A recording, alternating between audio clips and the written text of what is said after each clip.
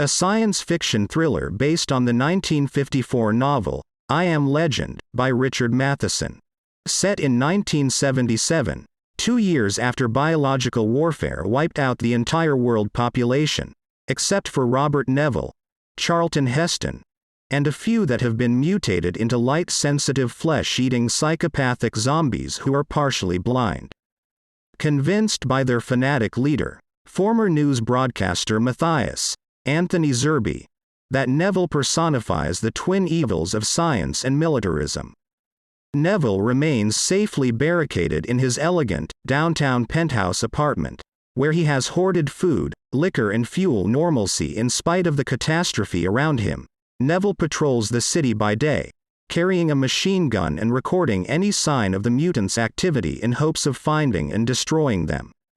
After another evening of fighting off attacks led by Matthias and his cohort Zachary, Neville searches downtown in hope of tracking them down.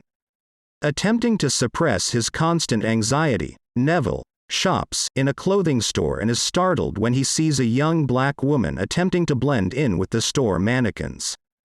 Neville chases the woman, but she escapes by running into a park. Exhausted, Neville trudges into a bar and, hearing a noise, descends into the darkened wine cellar where he is attacked by a group of mutants who take him to Matthias. Matthias condemns Neville for not being one of his family, because he is not infected, and declares him obsolete. Neville maintains that the mutants should organize and attempt to find a cure, but Matthias and the others declare Neville guilty and carry him outside to a cart where he is driven to an area just outside of the stadium. Lashing Neville to a tree, Matthias exhorts his followers to burn the scientist as the bodies of the dead were burned after initial contamination. Suddenly the stadium lights come on, forcing the mutants to collapse in an effort to cover their sensitive eyes and skin. An unmutated young man appears and cuts Neville free, then guides him away to the tunnels under the stadium where they are joined by the young woman Neville saw in the store.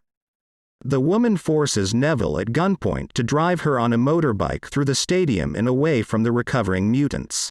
At dawn, the couple arrives at a house at the base of the mountains where Neville is stunned to meet a few healthy children. The young man joins the group and introduces himself as Dutch and the woman as Lisa. Dutch tells Neville that he is familiar with his work, as he was a graduate student in biochemistry before the disaster. Dutch explains that neither he nor Lisa and the children understand why they have not been afflicted with the plague, but admits that most of them have a mild sensitivity to light. Lisa and Dutch then tell Neville that they have brought him to examine one of the young people, Richie, who has shown signs of plague. After examining the boy, Neville shocks Lisa and Dutch when he reveals that he is immune to the plague due to a vaccination he developed and took just as the war reached its peak.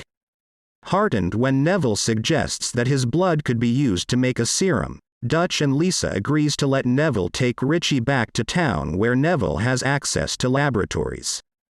At Neville's penthouse, he administers the last remaining vaccination to Richie.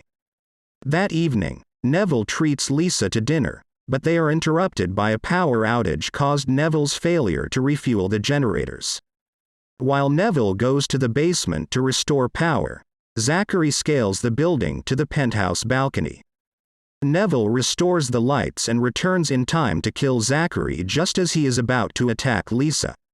Neville and Lisa spend the night together, and the next morning, Neville notes that Richie's condition is much improved. Taking Lisa to a laboratory, Neville draws his own blood and sets about making a serum he hopes will work. Pleased, Lisa offers to spend the afternoon gathering supplies for them, and Neville returns to his penthouse to find a nearly recovered Richie. When Neville tells Richie about the serum, the boy expresses happiness that everyone will soon return to normal. Neville explains that the mutants may be too far along in the illness to be saved and should be left dying. Dismayed, Richie criticizes the scientist for his hypocrisy and abruptly reveals that mutants' hideout is the city civic center. Later, Neville goes to the mountains to report Richie's recovery and the serum development to Dutch, who agrees to join Neville and Lisa the following day.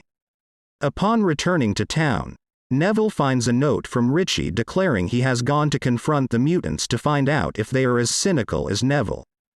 The scientist hurries to the Civic Center where he finds Richie brutally murdered. At dusk, as Lisa returns to the penthouse, she runs into a torchlight parade by the mutants and, showing signs of the illness, joins them and lets them in at Neville's apartment. Back at the penthouse, Neville is confronted by Matthias, a dazed Lisa and several mutants who destroy his belongings. Neville succeeds in breaking free and, using a large knife, threatens Matthias. Grabbing Lisa, Neville flees outside, but when Matthias calls to Lisa from the balcony, she is confused and breaks away from Neville. As Neville's machine gun jams, Matthias sees the spear dropped by Zachary and hurls it at Neville, impaling him in the chest. The following morning, Dutch arrives with the children and is horrified to find Neville bleeding to death.